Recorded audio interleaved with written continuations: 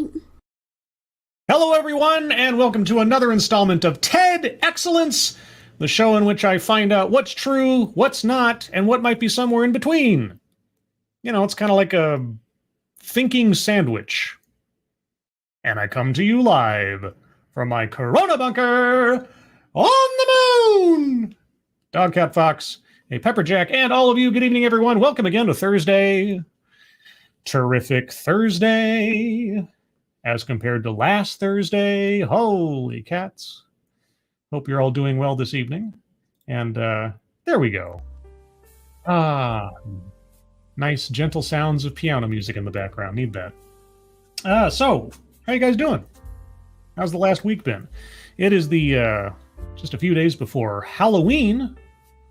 And just to do a promotional note before we get into it, and I'll remind at the end of the show as well, I have a special Halloween stream coming on Sunday. So instead of a Sunday morning stream, per usual, there'll be a slightly later in the morning Sunday stream. But this one is special because I will be having with me the Script Doctor and Tom Connors from Midnight's Edge. And this is the gist of it. We will be collaborating to try and create a story to make up a sequel to Wes Craven's New Nightmare, the film Wes Craven's New Nightmare, a new entry in the Nightmare on Elm Street franchise. There's a long story behind this. We'll see if we get into it by the time we get to the stream, but that's the gist. We're going to be workshopping an idea. I have bits and pieces at least for a Nightmare on Elm Street movie. So looking forward to that. Sunday, 10 a.m. Pacific, 1 p.m. Eastern. Join us then. But who's joining me now for this adventure into discrimination and such things? Funtime Bats, hello. Sorry, the chat just went completely goofy on me. Matt Barnes, hello. Noah Asensio, hello. Some Namnil Nation, hello. Keeverdam, hello. Chicago Mike, hello. Mike R, hello. Portman Q, hello. Jonathan Peterson, hello. Jack Frost, hello. Mike Savage, Blard. Brett Ide, hello. Tyrannus, Alexandrius, Tremere Lich. You going down the Camarilla route there, Tyrannus? Little thaumaturgy in you? I don't know. Roger Reynolds, hello. Nandite Rex, hello. Spoonie the Rebel, hello. Ryan R, hello. Nathaniel Rotskull, hello. Who else is here? I think that's... Oh, the Assassin of the Gray, hello. So good evening to you all. I got something in my eye. 1 second here. Ouch. Itchy eye. I wonder what it is. Maybe it's leftovers from last week's show. Oh boy. For those of you that weren't here for last week's show, I don't blame you necessarily, at least in absentia. It was a rough one. And this week's is meant to sort of reset ourselves, get back to some common ground, away from all that really serious, dark, cringy stuff that got our hackles up last week. So what is tonight's presentation? Well, on the surface, this is the thing. This is what caught my eye. On the surface, the title of tonight's presentation sounds like something, or two somethings, I guess, that I completely agree with. Again, on the face of it. Reverse discrimination, it doesn't exist, but tokenism does. Now see, I don't disagree with those notions, but here's what caught my mind. Here's what caught my mind and caused me to be curious. That first part, reverse discrimination, it doesn't exist. It all depends on how you interpret discrimination, or I think we'll probably get specifically into racism, as to what that statement actually means. Now, I could get into what I mean by that, but it would take forever and it would take up the opening, and we want to get right into the presentation. So I'm going to hold off on that. I'm going to see what our speaker says, because there's two ways to look at that statement, that declaration, depending on what your interpretation of reality is. And I don't know which one our speakers is. So this entire presentation might be just me going like, yes, it's nice to hear somebody talking sense. Or it could be the complete opposite. We will find out together. But thank you, Keeverdam. GoFundMe's are in the chat. Yes, thank you, Keeverdam. I had the promo for the Sunday show up there, but I will replace that now with the GoFundMe's for our friends Shady Grin, Angry Illinoisian, and his kitten. If you guys have a couple of bucks to spare, they, their friends, and families could certainly use the help. So thank you for that. Good evening, Ebony Williams. Anybody else I missed in the meantime? Tall person, hello. Cynic, hello. And that's everybody that I see. So if you happen to be lurking, if I missed you, or if you're in the future, hello and good evening. So let's get on with the proverbial show. This one clocks in at just under 18 minutes. Let's get into it. Comes to us from TEDx Sydney. Tonight's bingo card is bingo card B. B as in Chuck E. Cheese token. At least that was the selection on the poll I put out on Twitter to decide the bingo card earlier today. If you would like to participate in the weekly Twitter poll to decide the bingo card, or just to find out what's going on with me, if you care, follow me on Twitter. Link's down there in the description, and you can see it there on the screen. Also, by the way, if you would, like the show. Can you click that little like button? I don't usually solicit likes, but, you know, I need affirmation. My ego needs a little boost from time to time. So there you go. Anyway, let's get into it.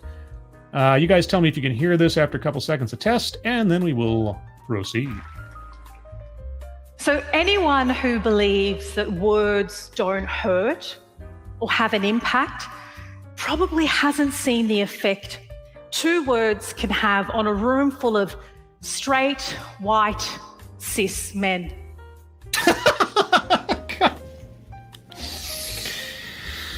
16 seconds in. 16 seconds in. Okay, well, anyone who believes that words don't hurt. Well, words can hurt somebody emotionally. It's like, I don't love you anymore. That can hurt. That can hurt. Also, muad'Dib is a killing word. So yes, now I know that words can hurt, but boy oh boy, tell me about what 2 words to a room full of straight, white, cis men have to do with anything. Ah, yes, diversity and inclusion. Yeah. Speaking of which, I had thought about this given the title. At some point, I assume we're going to be told that tokenism exists. Yes. Well, here's the hidden fact, and I'm curious to find out if our speaker understands this. That the entire diversity, equity, and inclusion apparatus is simply insulative material around authorized tokenism. It is just a means by which to justify populating your workforce or hiring people in order to satisfy other people's virtue signaling, other people's PR, other people's fear of being called discriminatory. That's what it is. That's at the heart of DEI. Just acceptable tokenism. I wonder if she'll get to that. Okay. Diversity and inclusion. You forgot equity. So forget nuts, forget gluten. The new allergy in town that's growing at a really rapid rate is D&I intolerance. And for those who suffer from D&I intolerance, they don't even need to touch a diversity and inclusion policy. Simply being within earshot of one being discussed is enough for symptoms to run rampant. Why is that? Why do you think that is? I honestly cannot wait to hear her rationale for that. Thank you, Mike R. Argumentative non sequitur. Is it? Is it yet? We haven't gotten further enough into it to tell. Are you sure? Well, let's go over the bingo card real quick just to refresh ourselves. Remember, this is bingo card B. We have anecdote that probably never happened. We'll see. Self-vilification or wretchedness, I'd be amazed. Systemic institutional, I wouldn't be surprised actually. Weightless example. Word salad, leaves out vital context, collectivizes own demographic. White supremacy, a list. Privilege, we might get there. Sales pitch for product or service. Plays victim, attempt to coin new buzzword or buzz phrase. Wage gap, patriarchy, feminism. Mind reading assumes motives, which I think she has just done. She has just done an allergy to diversity and inclusion. And I think I have a feeling she's going to assume to know the reasons why behind that allergy. So circling that one. Diversity, equity, and inclusion, well, obviously, got to circle that one. Marginalized marginalization. Argumentative non sequitur. Okay, Mike R. Straight white cis male never explained why that matters. Well, not yet. Let's wait. Let's wait. If she doesn't come back to it, then we have an argumentative non sequitur. We have to give it time, at least a little bit of time. Childhood or family anecdote, contradicts own point or argument, benevolent condescension, I might already be there, but I'll wait a bit, and microaggressions, unconscious bias. So far, on the board, I have circled free space, mind reading assumes motives, and diversity, equity, and inclusion. So we're on our way. All right, let's see what happens next, but I'm going to keep Mike R in mind. So let's all keep our ears open. Does she bring up or make relevant to the discussion, even if we don't agree with it, but make relevant to the discussion, the straight, white, cis male element of things? All right. The hands get clammy. They start to twitch. Their throats get dry. Some break out in hives. There have even been an increasing number of fits reported, usually of the hissy variety. But hey, fits nonetheless. Anecdote that probably never happened. I'm circling that one. Just for the heck of it. As an Arab woman working in mainstream media in Australia and the first to work in commercial television news. You're the first Arab woman to work in commercial television news? What? I would be... Well, oh, do you mean in Australia? Okay, now that I couldn't say. See, I don't know the history of commercial news broadcasting in Australia. But I would be amazed if she was the first Arab woman to ever be in commercial news, period. I've seen my fair share of these episodes. One time I was told it is impossible as a white man to get promoted because of tokenism. Okay. And this was said to me by a man who was already in a pretty senior editorial role. And it was at a time when, yes, there were some vague murmurs about the need for more representation, but no actual policies in place. That was enough for him to feel that he was now the victim. Well, was he or wasn't he? In his specific case. So I did a little bit of Google and LinkedIn stalking. I'm like a pro at Google stalking. Well, now, if that isn't a mark in your favor, I don't know what is. And I found out that since that discussion, he's been promoted not once, but twice.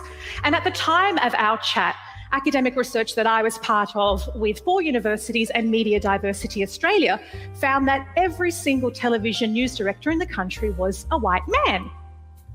But forget the media and looking at corporate Australia, it looks as though only white people get promoted because ASX 300 board directors, only 5% are not white. And this is in a country where a quarter of us were born overseas. Okay, well, how would you solve for that problem? If that is a problem, if the race and gender of the people in charge of things is inherently a problem for you, what would you suggest as the solution? Half of us have a parent who were born overseas, and the 3 most common countries of birth outside of Australia are England, India, and China. White people being discriminated against? No. Oh, you mean except for that part at the beginning where you were classifying all white men as having a similar mindset and reaction to a couple of words? That kind of stereotype / discrimination? Oh, but that's not discrimination. Okay. It flies in the face of evidence. So if it's not actually happening, where is this fear of reverse discrimination coming from? Okay, well, just to offer it here, there is no such thing as reverse discrimination. Discrimination, or in this case, I guess, at least partially racism, it is not something that is exclusive to one particular demographic that can only be enacted towards other demographics. If you elevate or denigrate someone on the basis of their skin color, regardless of what your skin color is, regardless of what their skin color is, if that is your ideology, you're a racist. There's no directions for it. Racism and discrimination is as inclusive a concept as you can find. Anybody can do it. Anybody can do it. You're doing it right here. And like I say, do you realize that DEI is just institutionalized tokenism? It is quota filling. It is checkbox marking. That's all it is. Maybe you don't know that. Because there have been countless studies in countless countries. In fact, a summary of all the research findings in all of these countries came to the same conclusion, that if your name is, say, Andrew, Peter, or John, and I suspect there are a few of you here today, you are far more likely to be hired than, say, someone called Viraj or Wang, even if your qualifications are identical. Okay, what's the proportion of people named Andrew, Peter, or John? I mean, how many people are named that in the world? You know, or in the countries that you listed there? Okay, as compared to any other particular name. Could it be the odds? Or are you saying that people are now selected for a job based on their name? Is that all it is? I thought it was their race and their gender, but now it's their first name. Okay. So affirmative action policies, like targets or quotas, yes, cannot be put in the same basket as decades of discrimination that's been enshrined in policy and laws since colonization. What are affirmative action policies? They are legalized processes of discrimination. What? You're fighting fire with fire, and everything's getting burned down as a result. Nothing is solved by discriminating in order to cure discrimination. All you're doing is reducing people down to their component elements, which say nothing about their character, nothing about their merit. And like you said, they just fulfill quotas. They check boxes.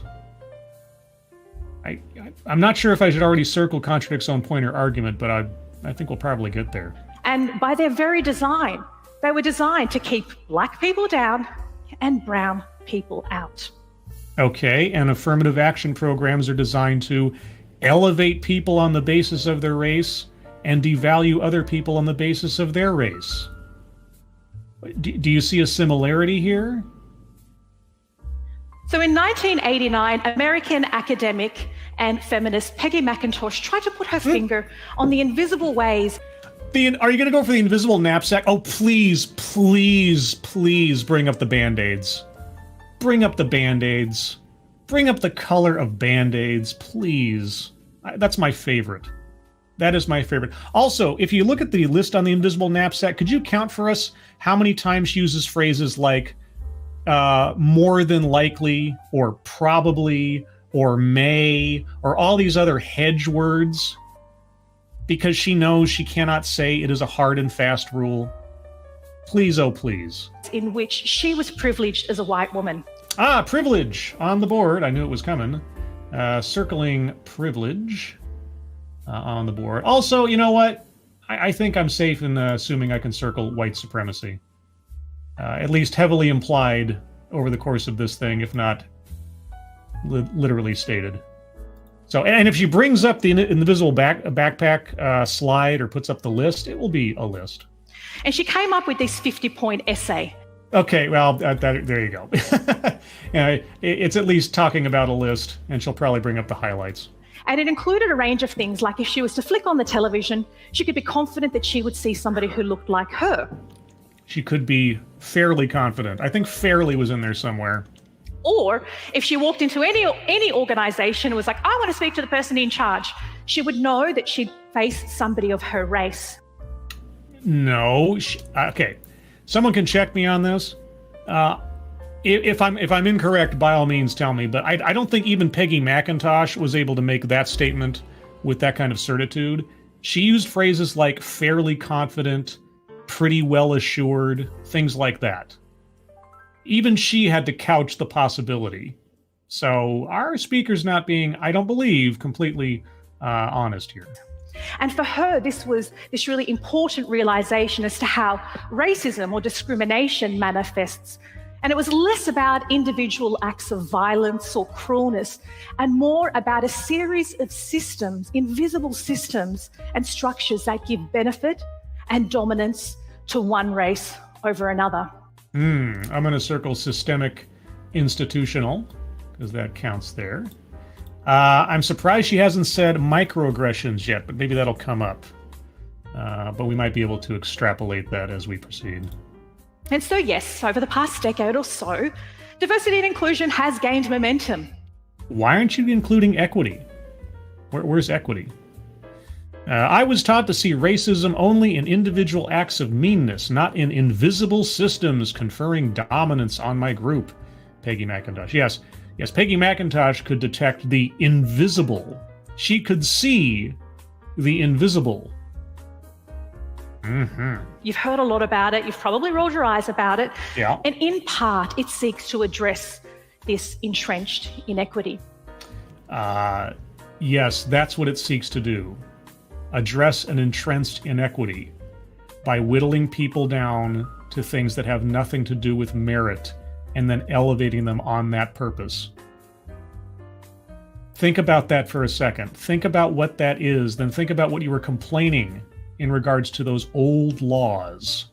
And recently a corporate CEO, he came up to me and he said, "Oh, Antoinette, I understand the need for diversity and inclusion. Theoretically, I get it. It's better for social cohesion. I understand the business imperative. It's better for business." How is it better for business? But I'm getting this pushback from my staff. They're saying things to me like, "Oh, well, that gesture is just tokenistic." And what is your response to such a thing? And why did you hire that person? How come I couldn't apply for that role? That's just reverse discrimination. Okay, well, again, there is no reverse discrimination, but here's an example for you. Goldman Sachs, one of, if not one of the biggest investment banks on the planet, they made a declaration a few years ago that they would not work with some companies in several of their financial company or products or something, if that company did not have at least one woman or one person, one diverse person on their board of directors. So if you're a company and you want to work with Goldman Sachs and you want to have a shot at the big time with the big boys, you have to have someone of a particular kind on your board of directors. They didn't require merit or qualifications or skills. They had to be able to see the diversity on your board.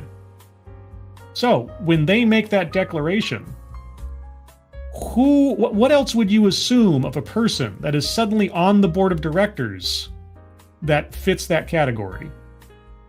Right? It is required now. So it is happening. And Goldman Sachs isn't the only company that has made such a declaration, either of the people they will work with and won't work with, or companies themselves that have said, we endeavor to have X number of whatever demographic representation by 2025. Well, if you say that your goal is to have gender parity in your workforce by 2025, why wouldn't you suspect that certain people are hired simply on the basis of their genitals? What's her answer to that? So there are those two concepts again: reverse discrimination, tokenism. What is your answer to his concern? If he says it looks like people are being hired or people are suspicious of people for being hired because we have this DEI quota system set up and requirements, what is your response to his concern? How is he incorrect? Now, tokenism, that I have a problem with. Yeah. So you should have a problem with DEI. And we're going to get back to it in just a moment. Okay. But reverse discrimination doesn't exist. You're right. There's only discrimination. There's no such thing as reverse discrimination. It's a misnomer. It's a false equivalence. Well, okay, explain. So I recently published my first book. We might have sales pitch for product or service. Which is very exciting. And it's essentially a toolkit on diversity and inclusion and how to be an anti-racism ally. And I decided to disprove all the kids at school who always said to me, "Oh, you're never going to be anything more than an unpopular nerd, Antoinette." And so my book's called How to Lose Friends and Influence White People. Sales pitch for product or service. Circling that one. She named the book. That was all I really needed to hear. Also, let's see. How about contradicts own point or argument? Because, yeah, there's no discrimination against white people. That just doesn't happen. That just doesn't happen. And if you've been following along with the bingo card... Ooh, that's a bingo. Right? Yeah! All right, we have our first bingo down the middle in the N column. First bingo. All right, and we're not even halfway through this puppy yet. Who knows where we'll go? Look at all those masks. Who's being a rebel? Let's see, that guy, that lady, that lady. Okay, all right, it's a mixed bag. Yes, Sydney is a mixed bag of nuts. Ha ha ha ha ha! Most of us in the audience are white. Ha ha ha ha! Them. And about a month after its release, here's me at a bookstore. I'm quietly and discreetly re-merchandising because I saw my book was like in the back aisle near the fire hydrant, and I was putting it towards the front. But don't judge me because all authors do it. I'm just admitting to it. Okay. And I saw this woman, and she was holding my book, and she was this well-dressed, middle-aged white woman, and I was like, "Oh my God, I have a fan!" And I was so excited. She caught my eye. She was smiling. It was this really beautiful moment. Then she comes up to me and says, "Excuse me, do you sell bookmarks at the counter?" So I'm not. Wow, she saw you rearranging books on the bookshelf and assumed you might work there. Listen to her own story for a second. She's stocking shelves, and someone made the assumption that she worked there. Golly gee whiz, Batman. Obviously, she was being a racist, not using context clues based on your own behavior. Are you kidding me, lady? Your own oh, lady, come on. Come on. Plays victim. Circle in that one. Good gravy. Not as well known as I thought. But I took the opportunity to tell her that, no, I'm not a staff member. I wrote the book that she's holding. And I was stocking shelves, and that's completely understandable why you would think I might work here. I'm also going to circle collectivize his own demographic. I, as an Arab woman, etc., and so forth. Circle in that one. I'm just being I don't think I'm being too far off base. And I asked her why she picked it up. Okay. And she said that she has family that lives all over the world. They're in interracial marriages, and she wanted to know how to have better conversations about race. I'm sure this really happened, but I've already circled anecdote that probably didn't happen, so, I tell you what, I'll circle it again. Just for fun. Just for fun! Gonna circle that one. I am the raddest skull. I will kill you one by one. Anyway, sorry. If anybody here remembers that, you're old. And I was like, amazing. I'm nailing it. This is just the sort of person we need to be an ally and do the work. The work. Oh, yes, the work. I'm going to turn you into an ally, because before you were holding my book, before you gave such a positive response to the ideas in my book, I wasn't sure if you were an ally. I just assumed you were probably a white antagonist. But then she continued. Uh-oh. Uh-oh, she continued. Uh-oh, what's the twist? Thank you, Chicago Mike. Scribe, did you add leaves out vital context? I didn't, but I should at this point, because especially in the Peggy McIntosh thing. And also, the fact that she was stocking shelves and somebody thought that she worked there. Come on. That's low-hanging fruit. That's right there. It's in your own story. But anyway, with that, thank you, Chicago Mike, we have... Bingo. What? Of course! Our second bingo, second row from the top, across the way. All right. We're doing pretty good. If you can count not knocking out all these squares is good for a TEDx talk, but hey. That it was especially important because of her white South African grandson. Oh. And that he had recently left South Africa and moved to North Europe to escape all of that ghastly reverse discrimination that was impacting him. Oh, you mean like you not knowing by looking at a lady due to her race whether or not she was an ally or an enemy first? That kind of discrimination? Discrimination where you believe there has to be a specific way to talk to people on the basis of their race, and so you put it as the title of your book? I mean, that kind of discrimination? I mean, if you're going to classify reverse discrimination as discriminating against white people, which is just discrimination, which is just racism, no reverse to it whatsoever, maybe you need to check yourself before you wreck yourself. I'm like, ugh. On the inside, I almost snatched the book off her, but let's be honest, a sale's a sale. Wait, so you cringed back and were going to snatch the book away from her because her grandson believed something that you disagreed with. Her grandson had an opinion about things, and so you were going to denigrate this lady in front of you. But hey, profit motive usurps any kind of ideological purity, right? Okay, well, all right, it's your story. So before I had a chance to respond, she starts to elaborate and says, there are science scholarships designed specifically for Black South African females, and that is unfair on my grandson. Well, if there were scholarships designed for white males specifically and no one else could have access to it, what would you say to that? Why not have a scholarship based on scholarship? And at the local sporting club, that there were racial quotas, and that it was all of that tokenistic stuff that was disadvantaging white people.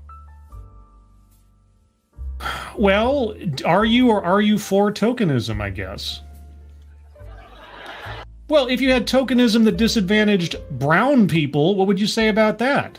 If you had scholarships that were not available for anybody other than particular races that weren't matching with you, what would you say about that?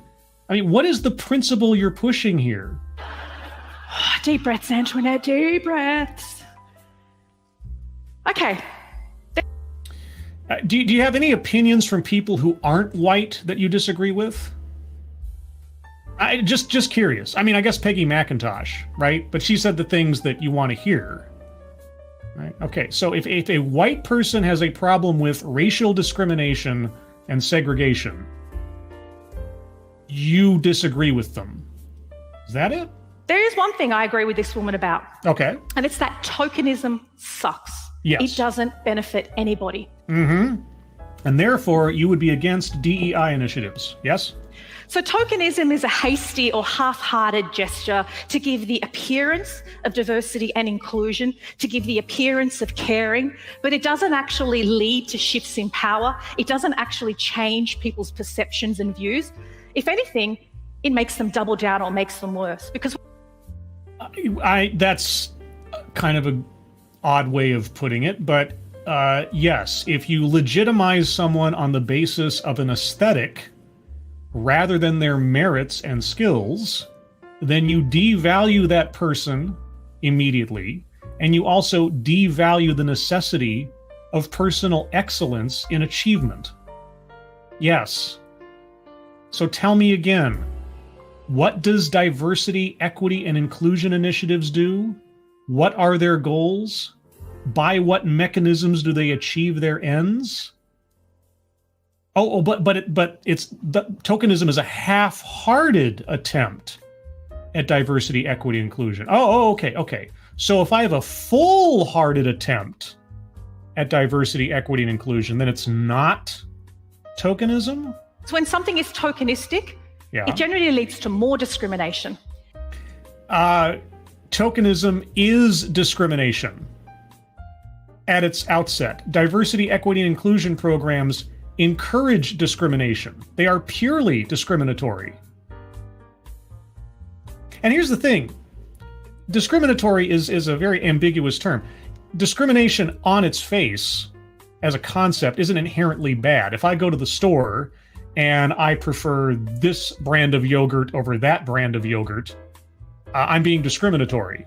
But I'm not hurting anybody in the process except perhaps maybe, the marketing plan of the company that's making the yogurt.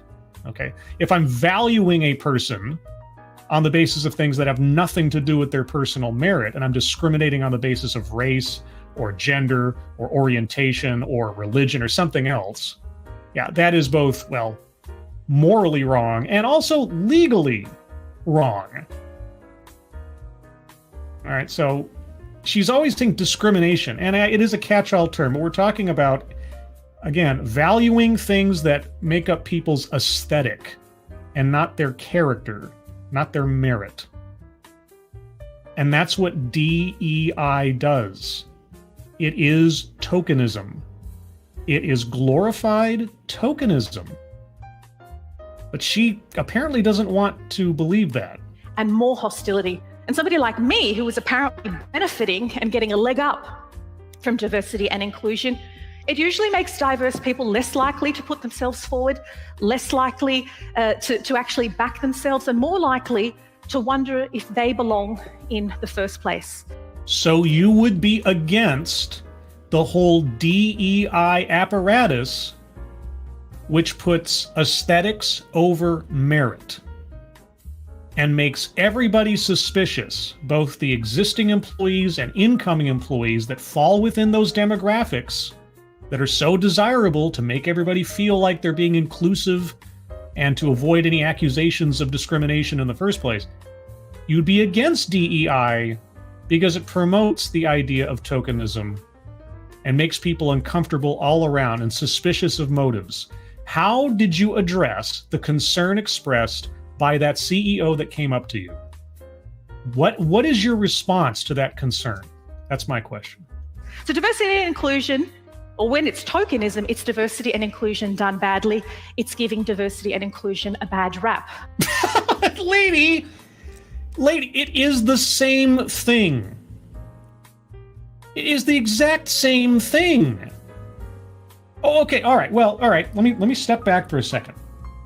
You've made that statement. Okay, so in order to back up that distinction, I need you to describe for me a DEI, or D ampersand I, because apparently equity hasn't reached Sydney yet, D and I process that is legitimate as compared to one that is not, that is simply tokenistic.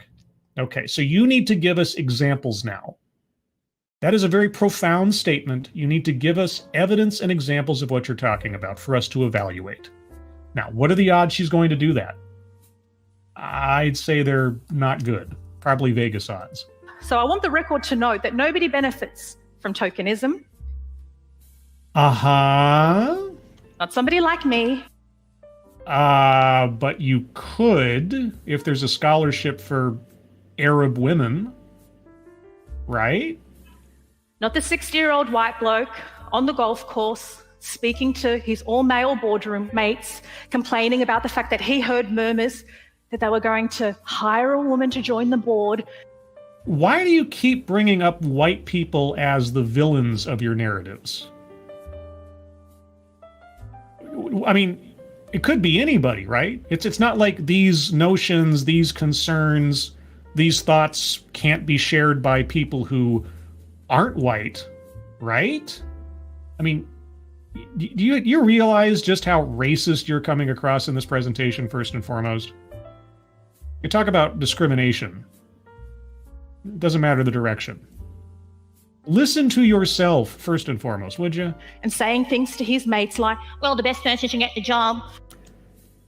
Is that an incorrect sentiment? Is that not a principle we should actually abide by? You're turning content of character into a punchline. Okay, well, if you're going to make fun of that sentiment, what do you think should happen? You just said tokenism is bad. So if tokenism is bad, What should be the standard? Maybe she should just work harder. What should be the standard? Anybody who holds those views just sounds like a minion to me, because it's just like incomprehensible, and it's been debunked so widely. Merit and hard work have been debunked so widely. Okay, well, if you think those things are fairy tales, if you think those things should not be the metric by which we measure someone's value for a position, what are you suggesting in the alternative, if not tokenism? So they don't benefit, but certainly not those said women who then get thrust into that boardroom in a culturally unsafe and hostile place and are expected to thrive. Do they have the requisite skills and experience that commend them to that position or not? Okay, so now you don't want women put into positions of authority or promotional... I'm being very confused. Thank you, Keeverdam. Mind reading. Did I already circle that? I already circled mind reading assumes motives. Let me go over the card one more time, just so everybody knows where we're at. Anecdote that probably never happened. Systemic institutional. Leaves out vital context. Collectivizes own demographic. White supremacy. A list. Privilege. Sales pitch for product or service. Plays victim. Free space. Mind reading assumes motives. Diversity, equity, and inclusion, and contradicts own point or argument. And I'm going to circle word salad for that last one, because she went backwards, sideways, and diagonally all over the place in that last block of text, let's say. Holy cow. Thank you, Chicago Mike. Can we circle plays victim again? Sure. 3 times the charm. 3 times the charm. Why not? All right, circling that one. Keeverdam, no need to apologize. Not at all. You're perfectly fine. It's hard to keep track. But no, you're fine. And by the way, guys, if you think that there's a square to be circled, just hold on. I mean, we've got plenty of time left on the show itself. And also at the end, for those of you that might be new here, we'll circle it back at the end after the show's over with, or the TEDx is over with, to do a review of the card and fill in any missing gaps, as it were. Okay. So, and you know what? I'm going to circle patriarchy. I'm going to circle patriarchy. She keeps bringing up men in charge of everything. I'm going to circle patriarchy. Implied, if not explicitly stated. Okay. So, a needle-pulling thread. the grandmother and I, we agree about tokenism. Oh, you do? But her views on reverse discrimination are... How can I eloquently put this? I don't know. Given the fact that you've done nothing but discriminate and denigrate white people this entire time, how do you want to put this, delicately or otherwise? Like, just horse shit. Oh, okay. Really? Oh. I mean, if you say so. For the love of Jesus, Buddha, Muhammad, Yahweh, and white women in expensive activewear who recently converted to yoga. You understand that yoga is not a belief system all by itself anymore. The term has become ubiquitous to just like a workout routine. Oh, but you still hate white women. You still hate white people. You have to denigrate anyone who's white for doing anything that you don't agree with. Oh, okay. Well, I mean, yeah, that whole quote-unquote reverse discrimination thing just doesn't exist at all in any way, shape, or form. You're not promoting it in any way with your talk or your book title. Nah, it's fine. It's fine. You're fine. You're right. You want to reserve the victim card for yourself. You go right ahead. Taking steps to address entrenched inequities is not akin to reverse discrimination. Using discrimination to fight discrimination does not get rid of discrimination. Denigrating people on the basis of their race is racism. Assuming to know the character and quality of a person based on their skin color is racism. You, in this talk, are being racist. I don't know what to tell you. You convince yourself otherwise, and apparently the audience as well, who's all laughing along with this. But it's plain for anyone to see. Real discrimination has been enshrined in our laws and in our policies since colonisation, and it continues to impact Black and brown people's lives, our health outcomes, our education opportunities. Oh, educational opportunities like scholarships that are particularly slotted for people on the basis of their race and or gender? I mean, laws and initiatives that promote diversity and inclusion, which is at its core tokenism and discrimination. That kind of stuff? The stuff that you're actually for, but you're totally against at the same time. Okay. Our overrepresentation in the criminal justice system, and crucially, our access to power and a fair go. Okay, well, again, how would you suggest to solve for this problem? If the dividing line in all of these things is race and or gender, what are your recommendations for a solution? Since you haven't actually described the problem effectively, some DEI is tokenistic, but better DEI isn't, but you won't give us any examples. You're nothing but racist and discriminatory against white people in this entire talk, but the quote-unquote reverse discrimination thing just doesn't exist. Well, okay, what do you suggest be done to solve this? What is your solution to this problem? These are the ways that discrimination manifests, not because the woman's grandson wasn't considered for a science scholarship designed for Black female students in South Africa. Well, how do you know? Well, how do you know? I mean, what if there were, like, scholarships and he wasn't allowed to have any access to it? I mean, a scholarship not based on your scholarship, but based on your skin color and race? Or sorry, skin color and gender? Well, okay.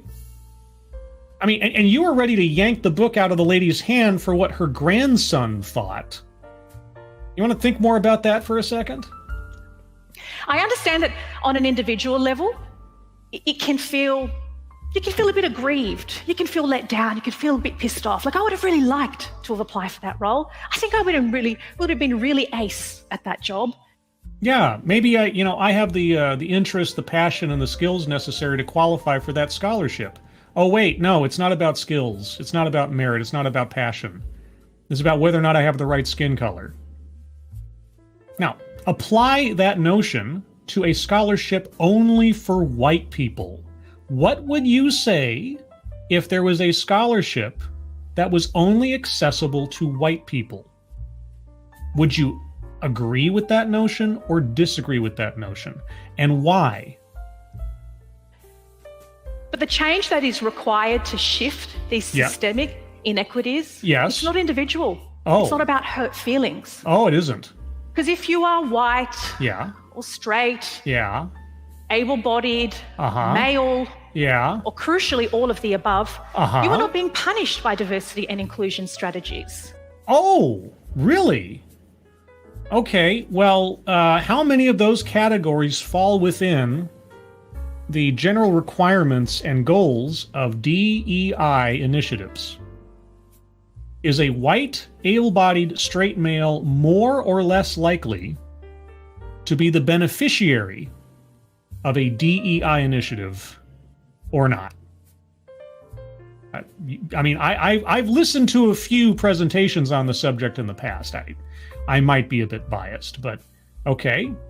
You're not being discriminated against. You're not being oppressed, having any or all of those elements of your makeup in a D&I initiative, even though you started out this entire thing complaining about there were too many straight white males in CEO positions when the population is so much more mixed than that, and DEI is there to address these past inequities.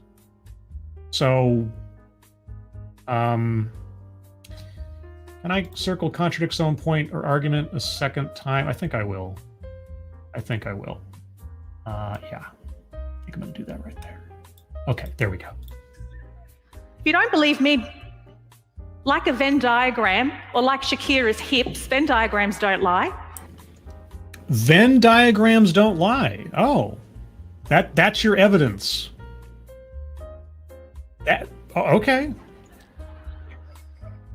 Just saying it. Not oppressed, not discriminated against. You spent this entire talk denigrating straight white men, but they're not being oppressed in your version of reality, in your solutions to these problems. Okay. These policies simply seek to address the inequality slippery slope because by what mechanism than discriminating against people on the basis of their race and or their gender and or their orientation and or their able-bodiedness? What are you... I'm not quite to a WTF moment yet because this is old hat for me at this point, I think. I think my tolerance is just very high for this kind of thing. But, yeah, okay. Also, I'm going to circle benevolent condescension because she's, I mean, she's denigrating the large majority of her own audience and making it all a big joke, which I just find hilarious in a way. Because if one person has a paper cut and another person has cancer, you don't just give both people a Band-Aid. So being white is a paper cut and not being white is having cancer. That's how I should evaluate people? Okay. Oh, speaking of Band-Aids, are you going to talk to us about the color of Band-Aids? Because that was totally Peggy McIntosh's main point in her knapsack. For Black and Indigenous women, this slope is more like Canada's Mount Thor. Oh, Black and Indigenous men are not as oppressed as Black and... Oh, okay, all right. It's almost a vertical cliff, and that's why different paths are required for different people to essentially get them to the same destination. Right, because your gender and your race have to be seen as inherent disabilities. Right, okay, so if I see someone who's a particular race and a particular gender, I will know how inherently disabled they are from achieving anything on their own. And I can tell who needs more help because of their obvious inherent deficiencies than someone who is a different race and or gender who doesn't need any kind of help because they obviously possess all the skills, abilities, and advantages necessary to succeed. That's great. That's great. You know what, man? That's a wonderful message. Tell me more about this. Tell me more about this stratification of value that we should be accepting into our society. So paths that are equal, equitable, and fair don't actually allow people to arrive at the same destination, and accepting this is step one. Yes. Life is not fair. Not everybody is going to achieve the same thing no matter how much they want to. Equal opportunity does not mean equal outcome. You are correct. So, if your goal is to have everybody reach the same outcome, what sacrifices and compromises are you willing to make to, quote-unquote, achieve that goal? But many people refuse to take this first step, and they instead choose to defend the status quo. That's probably because from their vantage point, things look pretty good. It's also probably because from their position, the system is currently working for them. But if you still can't get your head around why different journeys are required for different people, and why journeys that are equal, equitable, and fair are not just three ways of saying the same thing. Did I already circle word salad? I think I'm going to circle word salad again. This is the night of double circles. The night of double circles. Let's take a trip to the local supermarket. So it's grocery shopping day. This time you remembered your shopping trolley token. You come to insert it, but your token, you say? Is this going to turn into a weightless example? it doesn't work. You try a few more trolleys, still no luck. But it just so happens that 1 in 4 tokens in this trolley token distribution system is flawed. It doesn't work. This is not an equal shopping society because no matter how much you hammer fist and cuss and try and get that token to work, you've just got a dud token. Meanwhile, others around you insert, unlatch with ease, kind of look back at you smugly, and off they go. But if the supermarket wanted to make things more equitable, they could send an employee out to the front with replacement tokens. Are you ironically or unironically using an example of a token that won't fit into a slot as your example here, and that they are easily replaceable? Am I completely off base? Okay, I'm okay. Benefit of the doubt that there's going to be a punchline to this where the token thing comes back around to her way of thinking, because she's kind of discounting her entire argument with this example. But should everybody get a new token, even those if their token was working in the first place? No, right? And then they could up the ante a little bit more. And that would include removing the barrier entirely. And so that's providing shopping trolleys with no tokens. This must be an Australian thing. I go to the grocery store and there's just shopping carts. You just pull one out of the line and use it. Are you not going to see the irony of talking about replacement tokens? The barrier is removed. This is a fair shopping society. But ironically, it's fairness that is often touted in opposition to diversity and inclusion policies. But there is nothing fair about steep slopes or dodgy tokens for some and cruisy paths for others. I'm going to circle weightless example. I mean, I could also call it antithetical example, but for the sake of this, I'm going to call it weightless example. Are you kidding me right now? Okay, so the equality of opportunity is not the same as equality of outcome. In order to achieve equality of outcome, you're going to have to artificially disadvantage some over others so that no one can achieve more than anyone else. And you're going to artificially elevate some over others who otherwise would not achieve it on their own. How is this completely absent from your calculus here? How can you say any of this with a straight face? This is fairness, this is equality. It's not. What you're suggesting is not what you're saying it is. But then, of course, you don't believe that quote-unquote reverse discrimination exists, and yet you've been nothing but discriminatory this entire talk. So what do I know?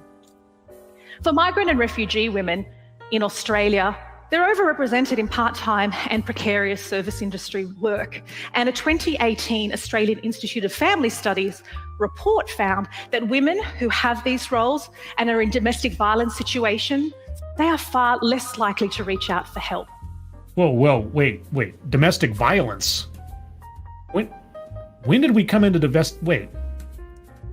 Okay, migrant and refugee women. So women from other places coming to Australia. All right, and they end up in more casual, part-time, and precarious service industry jobs. Is that because they are, by any chance, either undereducated or underqualified for other jobs? Are you going to discuss why that might be? What, domestic violence? Okay. And the unstable, precarious nature of their work is part of the reason why. Wait. So someone comes from another country who doesn't have any history in the country, perhaps, and I'm just asking because I don't know, you're not saying. But I'm going to assume if you have somebody from another country that's not Australia, migrant, refugee, they are perhaps underqualified and or undereducated. They can't qualify for jobs that require, technical skills or an educational background in something or whatever. So they get the work that they can, but it's unstable work, and that leads to domestic violence? What? And I'm also going to circle wage gap, because in aggregate overall, we've heard about wages and promotions and so on and so forth, and now too. What? So the impact of workplace inequity is far beyond just the workplace. What? And permeates through society. Workplace inequity? No. No. What? What is that? What the fuck is that? You have gone all the way around the Monopoly board and not landed on a single space. What are you talking about? Workplace inequity.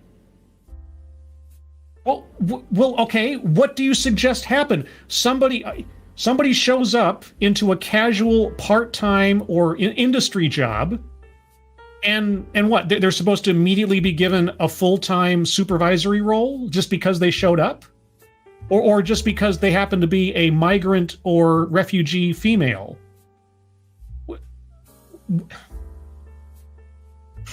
Mind blown. But let's go back to the supermarket. Oh yeah, let us go back to the supermarket. Lettuce, more popular than truss. Yeah, let's go back to the supermarket because we wouldn't want to linger too long on your last example because we might actually have to think about it for a second and realize it makes absolutely no sense what you just said. For just a moment. Because getting into the supermarket is one part. That's the diversity part. But inclusion is what happens when you get in. Are you able to thrive and grow, bring your whole self? Are you encouraged, supported, cultivated? Because... Wait. Am I the customer at the supermarket or am I the produce? You want me cultivated, grow? What? Okay. When both the diversity and inclusion part are done well, this is when everybody benefits. Oh, okay. So diversity and inclusion is not about tokenism. Even though you brought up tokens that wouldn't fit in a slot, but you just replace it with a better token. But we're still at the supermarket. Oh. Because diverse organizations, they're more innovative than their competitors. Oh, okay. Your proof is an unsighted graph. Innovation, performance, risk assessment, all of these things. For those of you listening at home, she has a graph without citation that says that innovation is up 20%, performance is up 35%, risk assessment is up 30% because of quote-unquote diversity. And what is diversity again? Simply the balance of skin colors and genders. Okay. They're better at identifying risk. Recent research from Deloitte also shows. Okay. I take it back. She didn't put a citation on the graph. Research from Deloitte. Okay, I don't know what Deloitte is. So that they outperform their less diverse competitors by 35%. Really, there's a direct causation between racial and or gender diversity in a company and their performance. That's what Deloitte says. Correlation equals causation.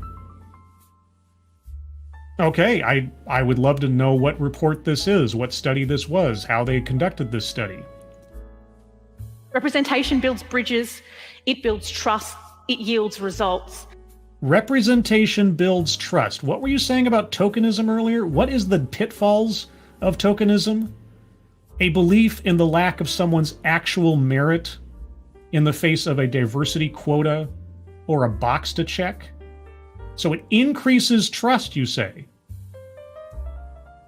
If you say so. I cannot tell you the amount of times as a journo who grew up in Western Sydney with a working class Arabic speaking background that I was able to get angles or scoops or exclusives because people felt more comfortable speaking to somebody who looked and sounded like them. Wow, isn't that kind of discriminatory? Isn't that kind of racist? But that was an advantage for you. An advantage you believe a white person would not enjoy. Oh, okay. Tell me more. And on the one hand, I kind of want to put it down to the fact that, I'm pretty awesome and that's why they want to work with me. Well, don't worry. I don't have any belief of that after this conversation. Maybe it's a little bit of that, but it's more social science. It's not rocket science. Oh, okay. So someone being comfortable talking to you because of the way you look is social science. Okay. All right. So, but isn't that, wait a second. Isn't that showing a preference for somebody on the basis of their appearance? So that's a good thing. And when there isn't trust. Wait. You just said something very profound that seems to go completely against your complaints earlier on in this talk. Or is that just me? And representation, the impacts can be pretty catastrophic. Who can forget Sydney's lockdowns and the LGAs of concern, the red zone hotspots, where half of the city was treated like it was in a supermax prison, and the other half went to the beach. When monolithic leaders choose to demonize and ostracize our most diverse and vulnerable communities, public health messages don't cut through. Okay, I don't have any reference for what went on in Sydney as far as lockdowns. Did they have lockdowns in Sydney based on race? That's the implication here. I don't know. I don't know what goes on in Sydney. Oh. Trust in institutions are lost. And the impact was pretty profound. Australians born in the Middle East were 10 times more likely to die from COVID. Now, this is a shocking statistic. Is that COVID's fault or is that the government's fault? But it's not surprising Because trust was obliterated.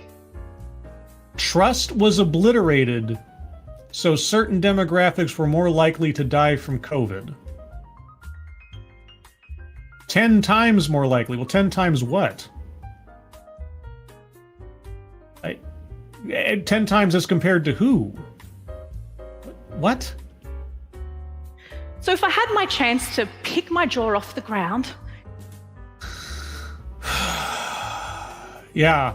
Go back to the bookstore, pick up that conversation with the woman worried about her grandson. Yeah. Here's what I would say. Oh, okay. Your grandson is not being punished by diversity and inclusion policies. Okay. What is happening to her grandson? He's not missing out on opportunities. Oh, you mean aside from the scholarship that he literally could not apply for because of his race and gender? Okay. Not because of all the quotas and requirements and everything inherent to DEI initiatives and policies that you've already talked about. Or people like you who obviously marginalize and demonize people on the basis of their race. Okay. All right. It's just ensuring that those communities and those groups that have long been denied access to a fair go finally get a chance. Because of what they look like, not because of what they can do. Right, a fair chance. Not a gamed chance, not a discriminatory chance, a fair chance. Okay. And at this point, I'm imagining there's like a bit of a crowd and people are watching. And so then I'm like walking up the book aisle. No, the film camera of the world is always on you. It's true. Because when we enter this world, we don't get a choice about the color of our skin, our gender, our sexuality, our geography. But you'll certainly hold people to task for those things, won't you? And given the flawed trolley token distribution system that permeates our society, I'd stop here, I'd turn. You should understand your power and privilege if you have a working token.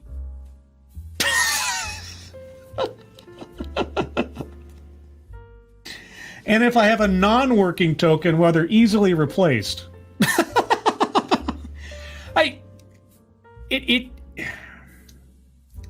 It cannot be lost on her.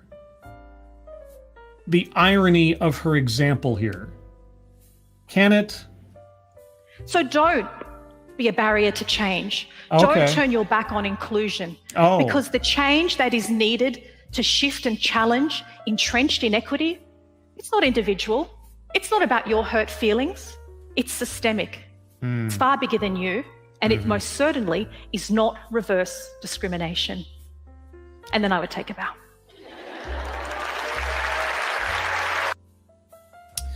Gosh, well, I'm convinced. Can you imagine Can you imagine? I think you probably can. Can you imagine if there's a symbol in symbolic logic? All right, anybody knows about symbolic logic? I learned this.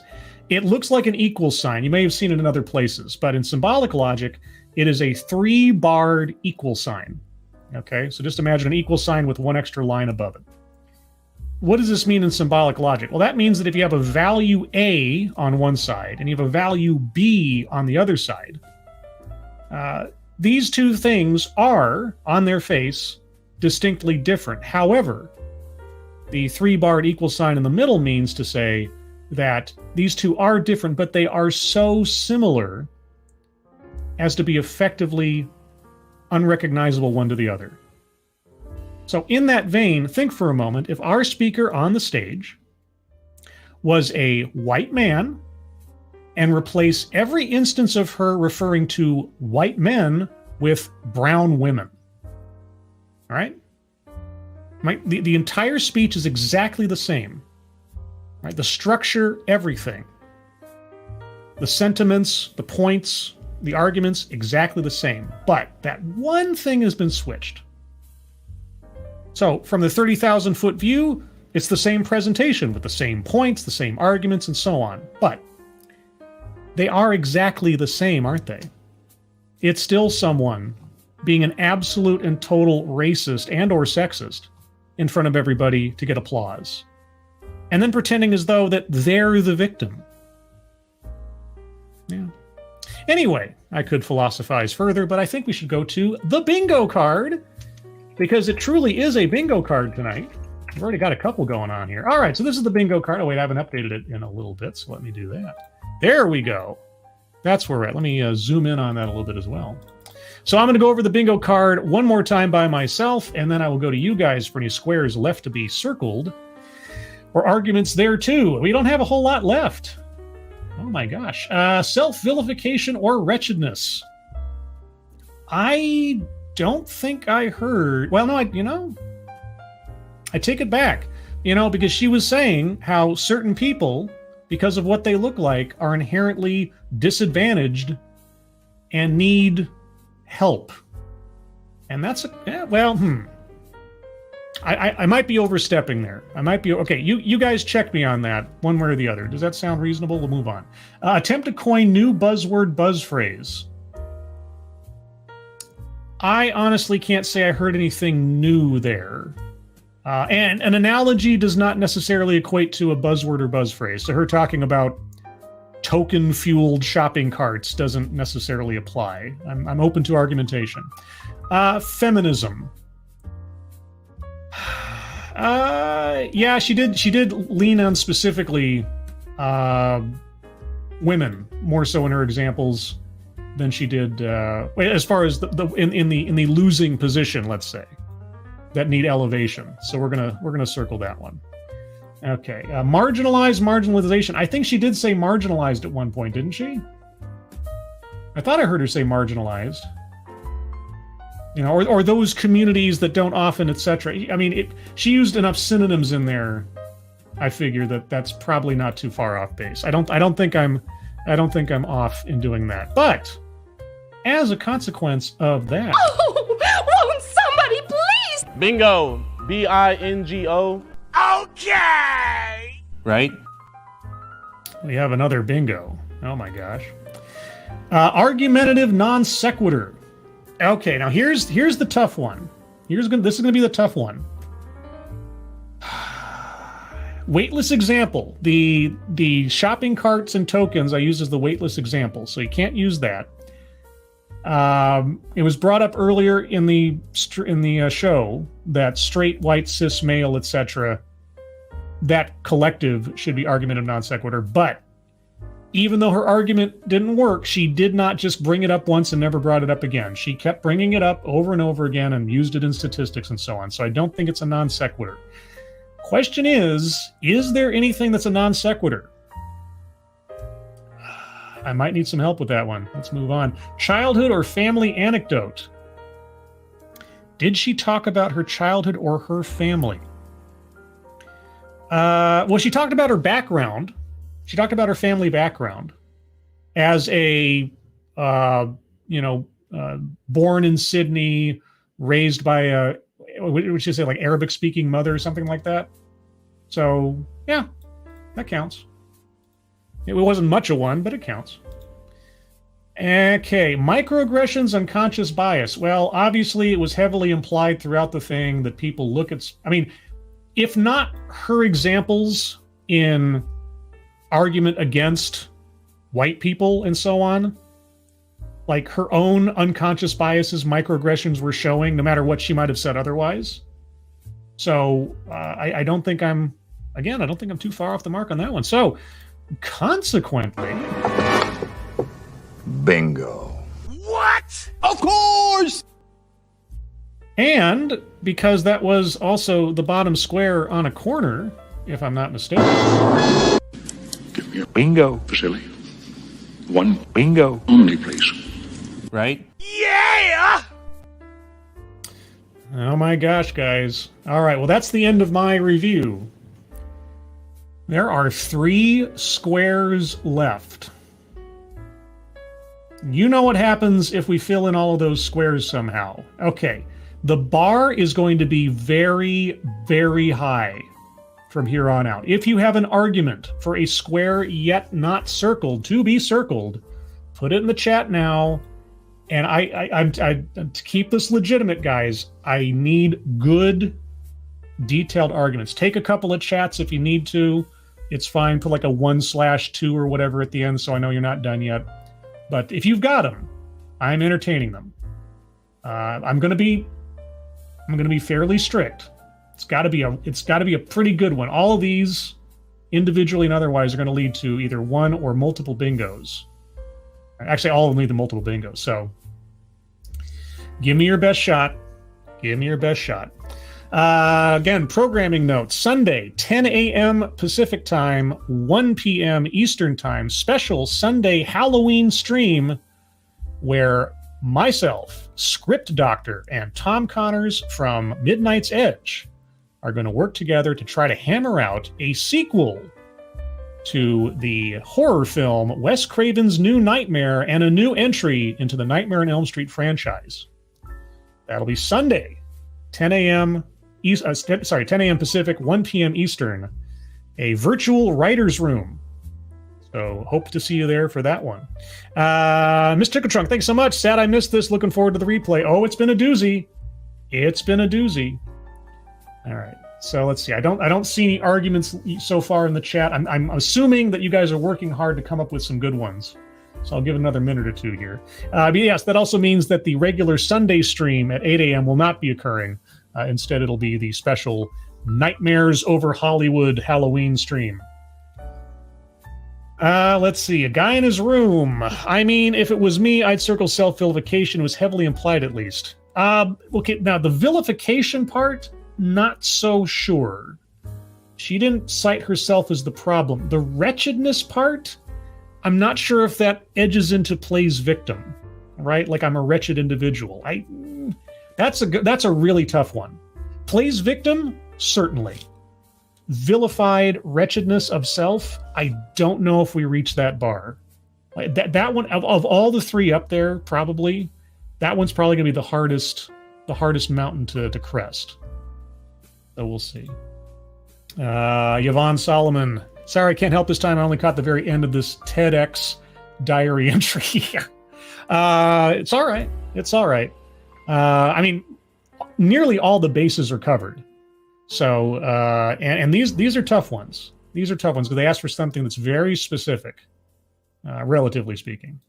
So, now, of course, if you guys think that we've reached the end of our possibilities here, by all means, let me know in the chat. I don't want to sit here and take up any more time than necessary. Because, I mean, even if we don't get a blackout, this has been one exceptional TEDx, especially after last week.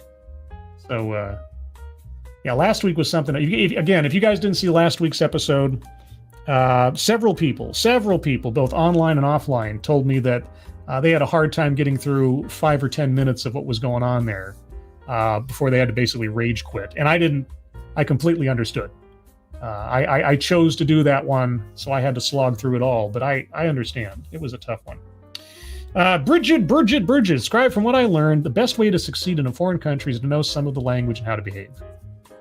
At the very least, if you're going to be there for an extended period of time, if you're just playing a tourist or something, even then you should probably have some idea. If you're going on like a 48-hour business trip, but especially if you're negotiating for business, you should really have some good idea of customs. And I don't mean customs like going through security or something. I'm talking about like local customs of politeness and graciousness and so on, because some places take that stuff really seriously. Nathaniel Rotzko, argumentative non sequitur probably require a little review of all the crap she was going on about. Yeah, well, that's the thing. I kept trying to think of, is there something she brought up out of nowhere and never revisited? Right? Like she made a big point of something and never revisited it. Oh, wait. I got it. Domestic violence. I mean, remember, she just sort of brings that up out of nowhere, and it was never brought up before. It's never brought up again. It has nothing to do with what she's talking about. Yeah, there you go. Well, hey, I just answered my own question. What do you know? Won't somebody please? Bingo. B-I-N-G-O. Okay! Right? Ooh, that's a bingo. Right? Yeah! I had a dog, and his name was... What? I had a dog, and his name was... Bingo! Of course! Guys. Oh man, we are so close. We are so close. Okay, I gotta update the card. Sorry, I did all the bingos before refreshing the page. There we go. That's where those 3 bingos came from. Okay, well, self-vilification or wretchedness. Now, wretchedness does not equate to plays victim, and she was playing the victim, but she never made herself out to be part of the problem. Right? She never did. She was always the one in the right. She was always the one with the correct perspective. And then attempt to coin new buzz phrase.